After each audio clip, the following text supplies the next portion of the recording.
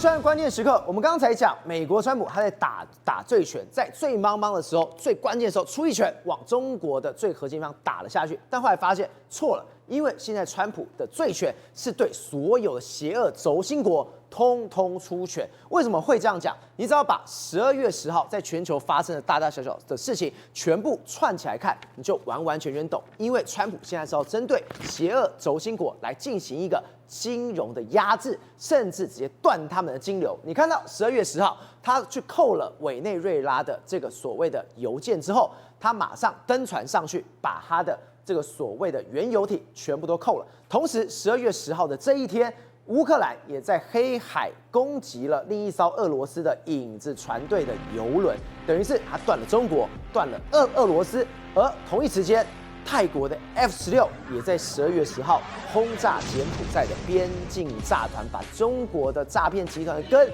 全部都端了起来。而先嗅到这味道是谁？是柬埔寨。柬埔寨今天竟然做了一件事情，他们竟然在柬埔寨的当地把中国的招牌通通拆掉。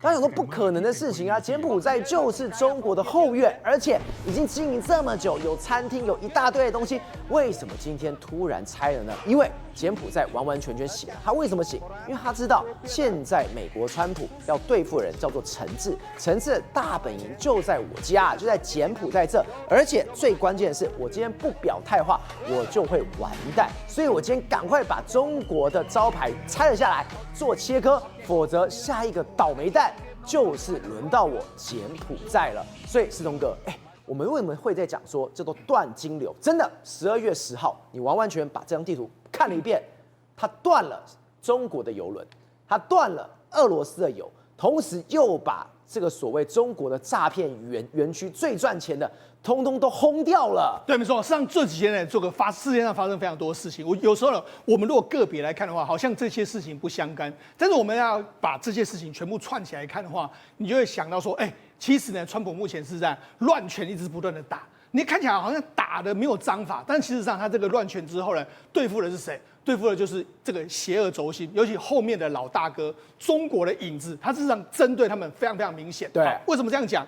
你看呢，最新的这个消息是，他们前几天不是查扣了这个委内瑞拉籍的这个 Skip 的船长号的这个油吗？船长号油轮扣下来的时候，你看那时候就说，我们还要对马杜洛的亲友，还有6间委内瑞拉的石油公司，还要进行所谓制裁。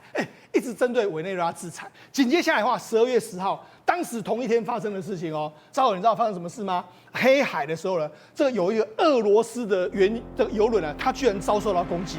遭到攻击的时候，它是谁来攻击呢？是用这个乌克兰的相关的这个无人艇啊来这边攻击。对，那意思什么意思呢？也就是说，乌克兰，你看这是他们的视角。乌克兰居然可以攻击你，那你想说，乌克兰那么厉害？当然不是嘛，这是老美说，我跟你讲，这边有一艘的俄罗斯的这个油轮，我放行让你去攻击它，所以他就直接把它打中了嘛。好，这就是美国在后面搞鬼嘛。另外一个是什么？还有这几天的时候，我们知道这个泰国跟缅甸不是跟柬埔寨不是打起来了吗？那你想泰国呢出动 F-16，你想到他去炸军营没有？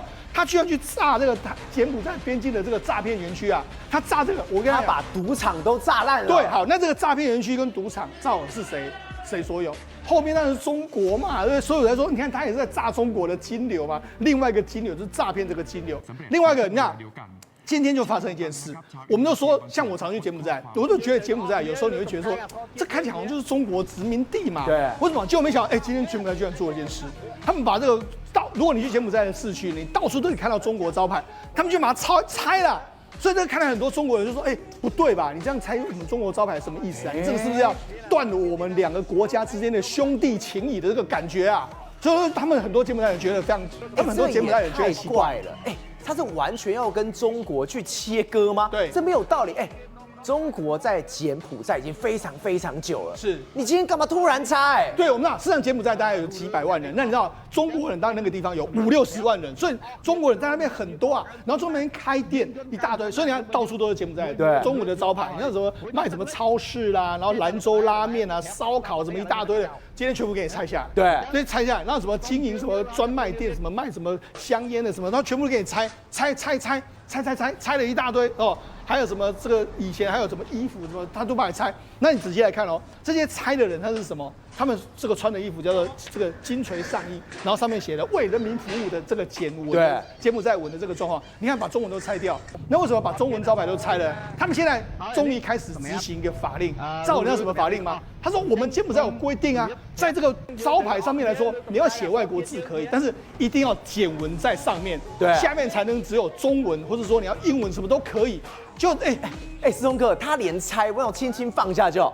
他们根本是用演的吧？他是只用拆，只用丢的，对，用砸的，对。其实简单来说，不是拆，是砸，是破坏，砸招牌，把你破坏掉啊，这样一个状。那我就说，这个法令以前就有啦，那你都没有执行啊，那怎么会这样做呢？所以我就说，这就是显然就是以前可以睁一只眼闭一只眼，以前咱天低嘛，对，那我就好啦，算了，不要执成这样。现在他执行这个，那为什么要执行这个？因为现在呢，柬埔寨似乎看到这个局势不太妙啊，也就是说，老美是真格要动这个中国的时候，那我跟中国走这么近，那是不是不太好？对，所以现在柬埔寨也似乎是屁股拍一拍，想要走人的一个状况。所以柬埔寨的风向抓得很好，对，没错，不太对，你不要扫到我这啦。对，那好，我们就讲泰国为什么最近要对这个柬埔寨动手，大家就说，这个其中有猫腻，不是表面上川普就说啊，你们柬埔寨跟泰国不要打了，那为什么泰国还会继续打？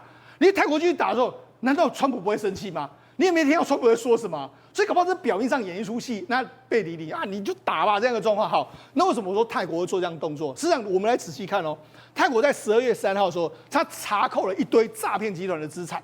他在泰国本身查扣了这个层次什么土地、现金、奢侈品、大约珠宝等等100个品项，然后价值大概3.7亿左右的这个泰铢的一个状况，然后还查扣一个柬埔寨的国会议员福国安1500万美金在泰国的资产这么多，而且他是什么？他说他是洪森的这个老朋友，就是前总理洪森的这个盟友然后还什么？还2名涉嫌与跟诈骗活动有关的泰国人，还有2.9亿美金左右的资产全部被查扣下来那查扣这么多的时候，他还说什么要对这个42名的涉案人员发布什么追捕令对这样一个状况好。那样连泰国总理都出来讲泰国查扣的资产大概3亿美金锁定的诈骗分子都是大咖，包括陈志柬埔寨国会议员福国安，还有2名泰国籍人士。对，那我讲他讲陈志，陈志是谁最一开始要追的？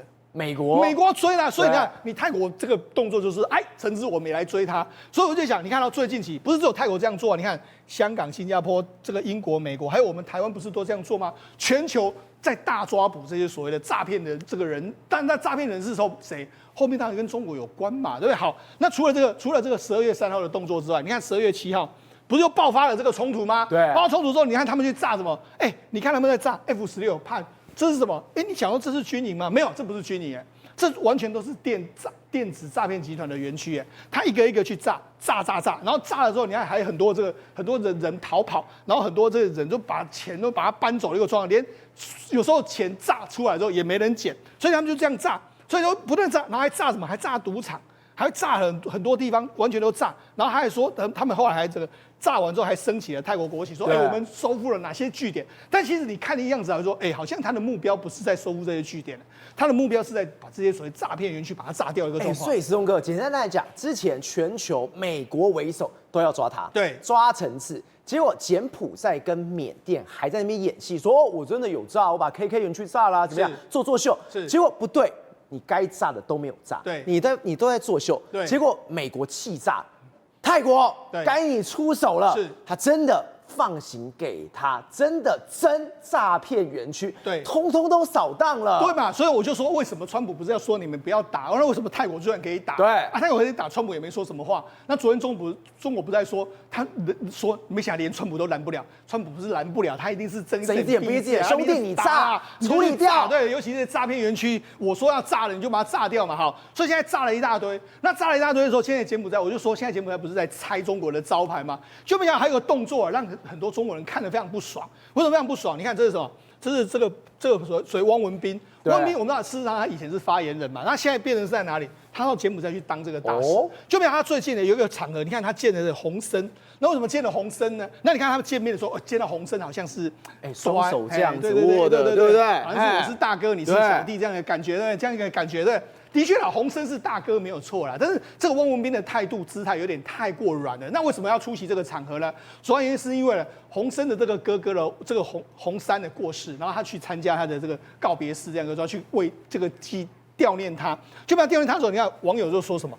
我实在想不明白，柬埔寨那么多电诈，我们大使还要求我们去旅游，那这是在开股东大会吗？亲如兄弟这样，所以他们就等于是说，柬埔寨那么多诈骗，而且都是诈骗我们中国的时候，就没想你这个汪斌还去看这个洪森，所以他们大表不满啊，说这个问题，这样一个状况啊，所以柬埔寨人他也看得懂，是啊，中国人他也看得懂，对，所以大家都在骂人，对啊。他骗了我们多少中国人的钱，那种感觉。结果你还去那边跟人家握手，你莫名其妙。对，如果照理说的话，就是应该是说，他骗我们那么多钱，你应该去骂他。对，就没想到，你看到他还是蛮恭敬，然后还是跟他说，我们这个很悼念你哥哥，这样好像亲如兄弟，好像你们两个就是一伙的感觉嘛，所以才会说你们是股东大会嘛。而且你看到这个现在知道，来，我们看到现在知道为啥柬埔寨打给中国的电话那么多了吧？对啊，没错啊。你看破案线索，人民有权可以质疑任何事，就要质疑啊，对不对？然后你看他还弄一个这个照片，好像是傻子呢，他们眼中的我们这样一个状况。所以呢，你要知道，事实上他们就变成他们中国人也看得懂。好，那你要除了中国人看得懂，说你这个柬埔寨坑我们之外，还有另外一个更有意思啦。那泰国这几天呢，他还做了一个动作，他说什么呢？你们中国人来我们泰国玩的时候，中国要防中国人诈骗啊！等一下，对，泰国的警方提醒，来我们泰国你要小心被中国人骗。是啊，不是被我们泰国人骗。是啊，不是啊，他还特别解释，你看，我们把它翻译说，当他们来到我们泰国的时候呢，很容易遇到这个诈骗他们的中国人，他们需要小心中国人，而不是泰国人。因为泰国人骗不了中国人，没有错啦。我觉得中国人可能脑袋比较好嘛，泰国人比较没有办法这样嘛，所以他们应该警惕的重点是，本来就在泰国，而且把他们骗进来的中国人啊。所以这样，就让他这样一讲之后，就没想到，你看这个泰国后来不是还这个遣返了100多个这个所谓可能跟诈骗有关的，而且后来因为被拘捕了，中国公民把他遣送回去吗？所以你看中国开始这样。而且这次泰国不是去打击那些所谓柬埔寨的这个诈骗园区吗？杀红眼的轰。对，而且你看，你轰的时候，照理说，结果没想到你知道吗？中国民众说什么？打击电诈，致敬泰王，致敬泰王。泰国军方威武，泰王威武，有责任有担当的泰国令人敬佩，对不对？遥远的东方有一条巨龙，它的名字叫泰国，支持泰国揍这个柬埔寨，反而是泰国去炸电诈。他们觉得很开心中国人爽死了。对呀，结果你汪文斌还傻傻的，对啊，还会握手。所以我就跟你说嘛，所以他们才说，破案，原来你们是股东大会，这样好。所以这样，现在显然泰国这样的作为来说啊，后面一定是有捞夺这个川普放行嘛。好，所以我跟你讲，我就说这绝对不是巧合。为什么绝对不是巧合？你看，从10月14号。美国司法部起诉陈氏，然后扣了他12.7万美的这个比特币。那比特我们都知道说，他那么多钱，他那么多钱洗那么多钱从何而来？然后他后来不是人家打电话问说，老多啊，你被扣了12.7万美，那怎么办？小钱。请问他这个钱是什么地方的钱？帮人家洗的黑钱。好，那是谁的钱嘛？那一定是中国的钱嘛。所以这样他扣你中国，那现在柬埔寨、泰国各国都在发起对陈氏的追杀，对，他追了后面的钱就是中国的钱嘛。好。那除了这个追中国的钱之外，你看11月底的时候，那时候呢，乌克兰不是第一次攻击这个当时的这个塞内加尔，那时候有一个这个首都的达卡这个地方，有一艘俄罗斯的影子船呢被发生爆炸，对，当时被人家攻击在大西洋被攻击，然后紧接着11月底的时候，当时的这个乌克兰就第一次攻击俄罗斯的石油公司还有它的船只哦，所以你看，等于是你看。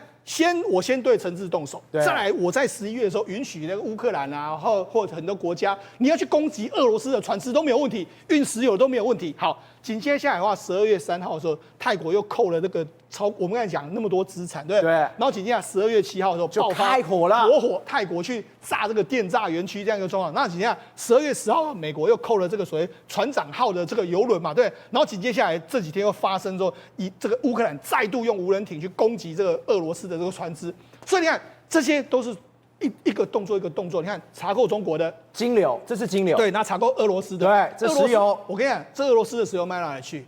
卖到中国去嘛？好，那这个诈骗集团的资产，好，我把它扣下来。接下来的话，这个泰检官这个双方，我把这个诈骗集团再摧毁，然后委内瑞拉油要卖哪里去？卖到中中国国去。然后这个俄罗斯的石油卖到什么？中国。所以你看，这显然就是我针对你中国的盟友那些邪恶轴心的基流把你端掉，还有把你中国自己本身的基流端掉，还有你的石油来源把你端掉。所以这后面一定，你看似这个好像完全不相关，其实它都有相关。还有另外一个是什么？我们不是就说吗？现在这个俄罗斯来说的话，就说哎呀，我们看起来的话，我们都认为说好像这个美国要对乌克兰放手，但是其实不是这样哦。他说什么？原本的这个拜登时代的时候呢，他就说你乌克兰啊，你不要在公海攻击这个俄罗斯的石油。但是没想到川普就不反对这样的攻击，甚至在一些情况下，向乌克兰提供你要的情报哦。正如美方为乌克兰的对俄罗斯的对你攻击俄罗斯的这个攻击的是提供一样的情报哦。所以川普他真的有放水，对，他还给你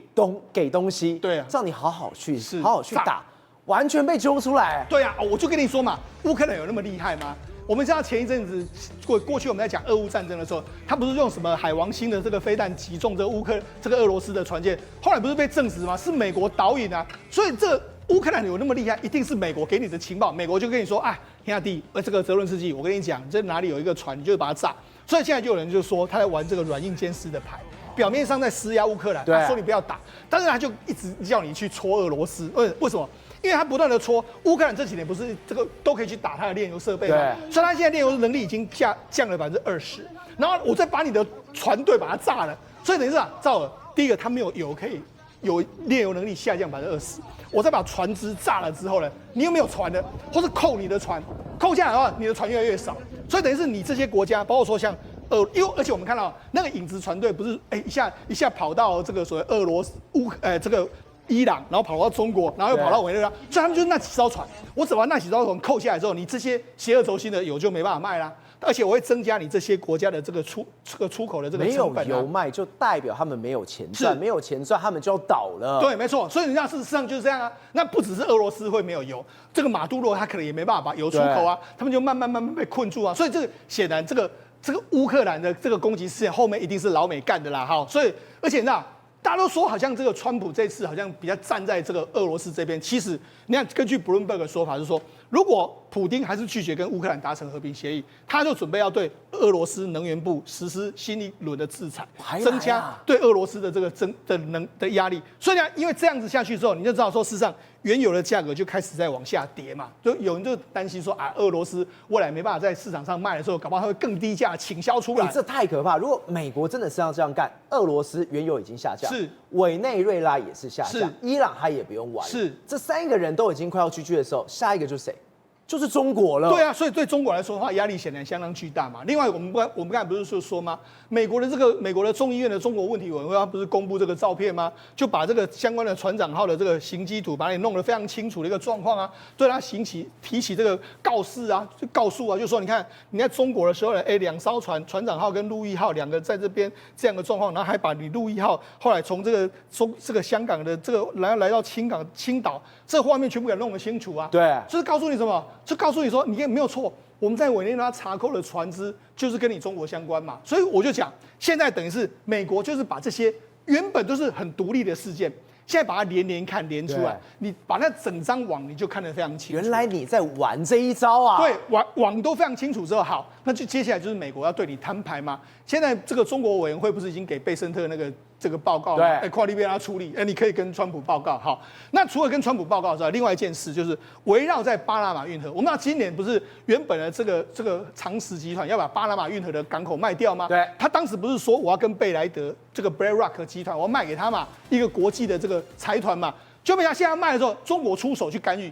中国说，不行啊。你这个要有我们中国的这个股东进去，他说要我们国企的这个中国远洋海运集团用股东的身份来参加，不然的话我就要否决你这个所谓的交易案。就照你知道，原本的贝莱德跟地中海航运原本是说好啦，我们愿意提供给他啦，就赶快把这个交易敲定嘛，对，因为我觉得民营企业一定是这样嘛，赶快能够敲定就算了，这样一个状况，就没想到送到这个白宫去之后，你知道白宫怎么说吗？门都没有，我不要，不可能。他就说我们不会接受这个条件，也就是说你有这个中远海运的话，那就不要玩了。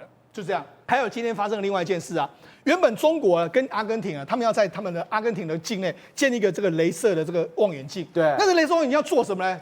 当然就是为了中国的这个太空计划。你看，中国如果北半球有，南半球也有的话，那是不是对他们的全球的，包括说要发飞弹呐，或是未来的太空交都非常好？那以前的阿根廷呢，跟中国交好嘛，所以他愿意跟你建这个所谓的镭射望远镜的这个计划嘛，对不对？就没想到现在呢，这个阿根廷总统这个我们知道米雷伊他是非常亲这个川普的嘛，他前一阵子国会大胜还是川普说，你咬我的火力急啊，所以他现在就好了，那现在我当然就投就是说给你一个 favor， 于是就叫停了跟中国的这个计划。所以今天全球人都懂了，对啊，美国要对谁出手？是，如果我再跟中国那么好，是。我就完蛋了，我赶快切割，赶快表态。对，美国老大，我们来了。对，现在川普显然啊，表面上他还是说，哎呀，我很喜欢这个 President Xi 啊，他是我的好朋友哦，他好伟大，他好像个电影明星一样，可以拍电影。可问题是，你看他表面上对你这样恭恭敬敬，背后你刚才看的所有作为。他去这个炸这个电炸园区，对，然后这个泰缅在打仗，然后同时间这个俄罗斯的石油被攻击，委内瑞拉的这个油船被攻击，很多事情最后都是什么？都是对着中国而来嘛，所以才跟你说，显然啊，川普在一套的最全的打法之下，其实他有一个最重要的目标，最重要的目标叫什么？最重要的目标就叫做中国。田文老师，最近中国真的发生太多奇怪的事，今天都已经讲，为了要跟美国表忠心，其他国家都看得很明显。不要把气出到我的身上。但现在在中国内部怪怪的，为什么？我们讲央视有个新闻联播，这个一定会放习近平的讲话，放一大堆黄金时段。结果现在出事了，他的时间少了非常多，这是第一个怪点。第二是什么？你现在看到这个画面，这是当时习近平跟李在明去 APEC 见面的时候，这画面大家觉得很怪。李在明只有一个人，习近平旁边有一大堆人。帮他放东西，帮他去做什么？跟之前他跟彭丽媛去见马克宏那种皇帝的样子，这画面怎么会一直出来啊？对，有人算过了，这习近平旁边总共有18个人在护驾，18个人，然后护驾，那当然也包含这个外长啊，还有包含背后帮他推那个椅子的那个洪磊，后来洪磊当然也升官了，回到中国是升官，所以你知道啊，这个习近平这个画面特别在哪里？旁边有一个这个随扈有没有看到？他拿了3件东西出来了，这不是什么东北三宝，什么貂皮、乌拉草之类的，人参貂皮乌拉草，人参貂皮乌拉不是哦，是什么？第一个就是他保温瓶，第二个是什么？是他那个这个小白巾啊，就是毛巾的这个东西啊，可能给习近平要擦手用的。另外第3个就是眼镜盒，很奇怪哦，其实大家很少看到习近平戴眼镜，你知道吗？对，其实习近平出来大概就是这个画面哦，就是没有戴眼镜的画面。但是事实上我们查了一下哦，的确习近平也曾经戴过几次眼镜哦，有一次来讲的话，就是跟彭丽媛一直在看这个表演的时候，他其实有戴上眼镜。对，那另外来讲的话，他去参加万隆会议的时候也戴上眼镜。还有呢，这个习近平到了，真的有戴过眼镜，我也戴过开玩笑。另外呢，习近平还到了这个朝鲜，就是到北朝鲜，就是北韩这个地方也戴过眼镜哦。那这些照片其实说真的，但是每一只眼镜这个 size 还有它的这个型号完全都不太一样哦，可能那个度数有增加或是什么之类的哦。那另外还有去参观那个所谓的医疗3D 的这样所谓的这个戴上那种3D 的眼镜哦，还有这个戴上 AI 的眼镜也曾经有过。不过呢，因为习近平通常在公开场合上面呢，不应该会有戴眼镜的画面出现。对。但是这个戴眼镜的画面就是他真材实料的一个情况。有人解读啦，其实说真的，排场那么大，好像人很多，但是也不要忘了上一次在南非的时候，他的随扈被拉走，然后他自己独自一个人进到那个会场上的画面。所以现在来讲的话，他的官员来讲的话，都是等于在护驾，因为赶快护驾，就代表说我旁边有一堆人在陪着我，这就是典型的所谓的正式寡人那个概念哈，然后需要旁边的人簇拥而上，但是也凸显出一个事情，就是他可能是不安的心在。这个心里面忐忑不安啊，因为画面上看起来的确是有一些状况百出哦。对。那特别是在最近来讲的话，有人特别注意到了这个央视的在转播过往的这个中央经济工作会议跟今年的中央工作经济会议来讲的话，那个画面的那个秒数来讲的话，跟过往来讲竟然差了非常多哦。因为以往在去年的时候，习近平出现总共29秒，但是今年来讲的话，总共只有出现11秒，也就是减少了将近68%左右。那为什么这样子呢？因为在比照其他，比如说李强啊，这个赵乐际啊、王沪宁啊、蔡奇啊、丁薛祥他们画面来讲，都是固定的3秒钟。那固定3秒钟的话，唯一只有习近平的这个秒数降低哦。所以有人提到说，到底习近平是不是内部又出现了什么样的问题啊？因为从过往来讲的话，华国锋啊，就是当时这个邓小平把华国锋斗掉的时候呢，华国锋他本身来讲，在出现在央视的画面来讲的话，这秒数就变少了。所以也有人提到说，这会不会又是内部来讲的话，又有人想要去斗掉这个习近平的一种征兆？但是另外一个情况出现了，也就是不管现在在北京、上海、深圳、广东、杭州，在12月14号的时候，同时接收到要求，什么？把习近平过往曾经讲过的一句话，叫做什么？就是江山就是人民，人民就是江山。这一句标语呢，整个全部下架，全部撤掉。而且呢，你一定要在下架过程当中呢，要去拍照、摄影，然后呢，这个确认说的确下架了。那为什么是人民就是江山，江山就是人民这句话呢会被下架呢？其实说真的哦，是因为哦。现在来讲，大家认为说习近平这个逻辑不通，为什么逻辑不通？这句话原话是什么？是在2021年的7月1号的时候，习近平在中共的党成立的100周年上面讲出来的。他说：“江山就是人民，人民就是江山。”然后他说：“中国共产党领导人民打江山。”那你领导人民打江山，你打江山，江山就是人民，那不是打人民吗？哦，原来是这样子。所以这个前后赶快下掉，赶快下掉。因为2021年的时候，他还是权力如日中天的时候，大家不敢去跟他讲说啊，你这句话讲的逻辑上有问题。但是后来发现到说，他说不定习近平自己也发现到说有问题哦。所以现在来讲的话，全面撤掉，全面下架。那也有人认为说这是宣传部在搞习近平啊，但是说真的，这有可能是中国他发现到内部来讲的话，就使得很多的这个标语都被回收了哈。那也有人解读说，这是他是不是权力已经开始有一些松动的一个概念哈。但是话说回来哈，习近平的确不管是见马克宏也好，或是在 APEC 场合也好，都让人家表现出来，就是说他现在坐在那个位置上的确是忐忑不安的。坤哥，我们之前有谈过摩尔县城很厉害 ，IPO 之后变成大富翁一样，钱都来了。他有钱到怎么样？今天看到这个新闻，我也傻眼了。中国网友、中国股民也都傻眼。你有钱你要干嘛？你 IPO 把钱拿来，你要赶快去研发，你要去做什么样的事情？结果没有哦，他的75亿，他说他去买理财商品。你不是一个科技公司，不是晶片公司，中国版的辉达，你做什么理财商品？所以摩尔县城只用5年市值就超越富邦金跟国泰金，追上联发科。大家以为他一出手会吓死人，不知道收购谁，要挖角谁，要有大动作出来，要成为中国版辉达。结果他现在第一次出手就笑掉了大家大牙。他竟然公告说什么我要拿75亿要去干嘛？你知道吗？要去买定存单、定存存款、结构抵钱3瓶收益凭证，而且是安全性高、流动性好的保本型商品，意思就是说要买00878或者是0050啊，0056还不是0050，0056这种保本的商品，然后整个钱要花75亿，那让大家笑掉大牙是，你知道吗？他这次募资总共募80亿，然后扣除资本之后，他实际上只收到75亿啊，结果你75亿全部都要拿去买定存单，买0050这种商品，那你到底拿钱要干嘛？对啊，很奇怪，你变成是追上了联发科的中国辉达，结果你拿钱去所谓的投资定存单。那中国网民我们用中国网民的反应就可以看得出来，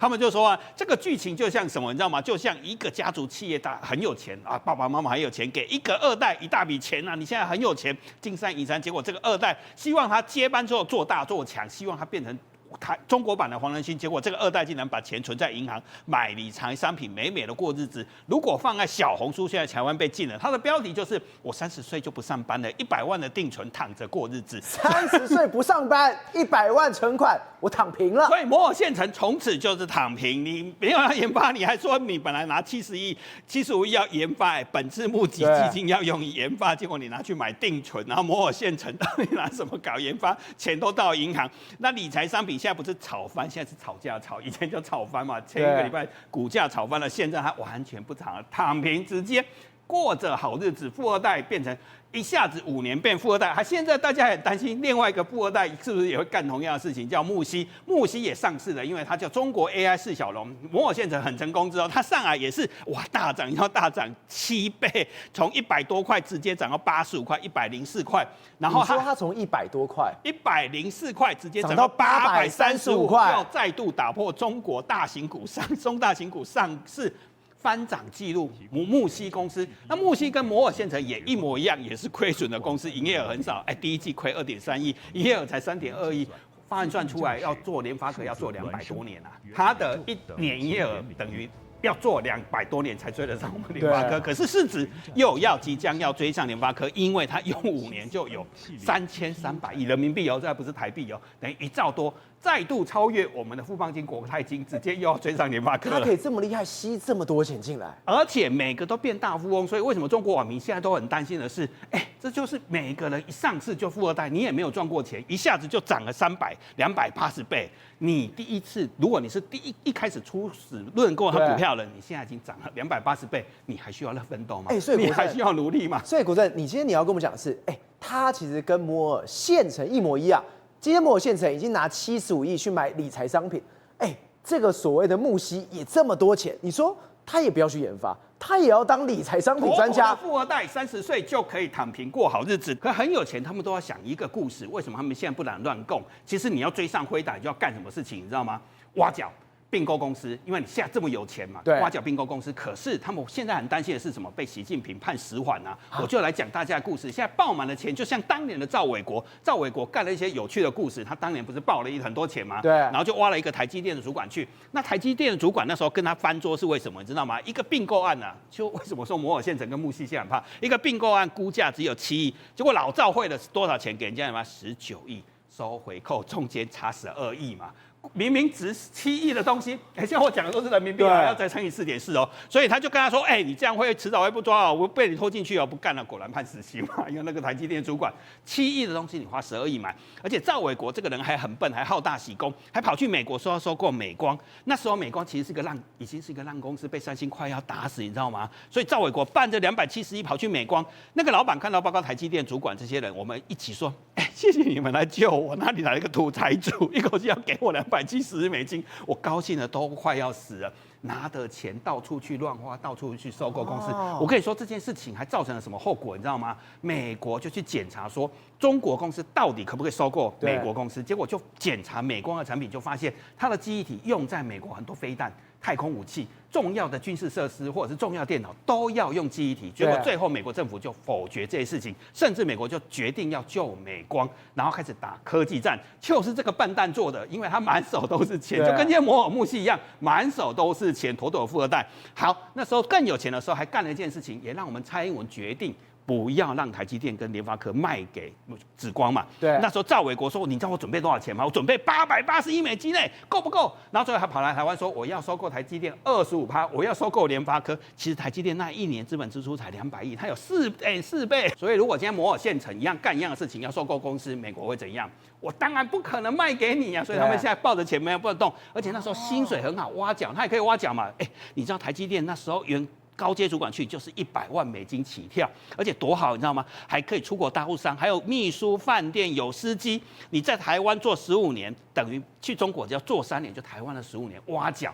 当然摩尔县城、木犀现在为什么不能做？其实做不了，因为美国会反弹嘛。那我来讲，有一家公司在3年内做了很多事情，就变成 AI 的很强的公司，叫做联发科。摩尔县城跟木犀应该做的事情是跟联发科一样，大家做不了。联发科这3年来，所以为什么现在摩尔县城跟木犀没有办法？就是赵伟国，你把棋界设下来，尽管我有非常多的钱，我想去干些什么大事。不行啊，我真的会杀头，我真的会完蛋的。一个是会引起美国人的反弹，因为美国会说你不可以买这些公司嘛，台湾也会说你不可以买这些公司嘛，所以他现在只能抱着钱，也不知道干什么嘛。那联发科抱着钱，联发科很聪明哦，他为什么可以拿到最近 Google 不是 TPU 很好？对，联发科有帮忙替他设计嘛。那联发科拿了钱做什么？他其实去挖角。英特尔的有40年经验，叫胡文生，之前还在埃尔特拉一样在做技术服务副总，就是专门在做客制化的晶片。所以联发科为什么可以服务 Google？就是把这个人挖进来。接下来联发科还花了7亿入股一部分的股权在世芯 KY， 他也专门在做 IC 设计服务的，一样木犀跟摩尔应该也做这件事情嘛，所以他入股7亿之后，双方会策略合作，在高效能的晶片一起合作。接下来联发科大量把这些人都找来策略合作之后，整个部队从3位数100人变成3000个人的部队。3000人要花多少钱？就不是说把钱拿去定存。接下来，联发科为了抢产能，提早预约，直接给台积电定金，说我现在给你钱，你产能就保留给我，晶片还没有做没有关系哦，他直接保留。所以摩尔线程跟联发科到底能不能比，就没有办法比嘛，因为人家可以干这样的事情，他现在没有办法干这些事情嘛。所以联发科为什么可以做起来，就是这个原因。好，那美国更厉害。美国现在知道中国做大做强，给了一大堆富二代这么多钱，他现在决定，有点学像我们台积电的罗威冷，所以我们很讨厌罗威冷，但罗威冷在台积电有个很大的贡献，叫成立夜鹰部队。对，现在美国股市竟然也要搞夜鹰部队，真的假的？真的就是。你还记得前阵子川普不是第2次找一些科技公司跟那个金融圈的人跑到白宫吃饭吗？包括纳斯达克的交易所的负责人。对，现在纳斯达克竟然要做一件事情是，不要睡觉了，一天只有1个小时在清算资料，你知道吗？交易时间纳斯达克永远不睡觉，一天交易23个小时。对。凌晨4点到晚上8点交易，中间有1个小时休息。其实因为资料很多，要清算啊，要维运。接下来半夜又继续交易，交易到隔日的晚上9点到清晨。国文哥，美国的科技业都没这么拼。华尔街先带头拼，我只休1个小时，我轮班，我跟你尬到底。你知道这样会造成什么结果吗？会让这些科技公司更加努力，然后全世界好的公司都会跑到美国去上市嘛。然后你的进步很快就得到资本市场的肯定嘛，股价就会涨，然后你的毛利好不好，营收好不好，大家马上就反应啊，因为一直在往前推进，所以包括苹果、辉达、亚马逊这些公司都在这里交易的24小时往前拼进。美国就把全世界最好的公司、最好的科技全部吸引到这边上市嘛，所以钱就会用在武器上，有点像夜鹰部队不停的往前推进，结果中国公司见得钱只能换到定存，所以双方一比 AI 大战谁会赢，你已经看得很清楚了嘛。宏观取材，厘清真相，犀利精准，深入剖析，时刻掌握关键，新闻时事不漏接。老时段，新气象，我是钟浩和，关键时刻2.0，全新出击。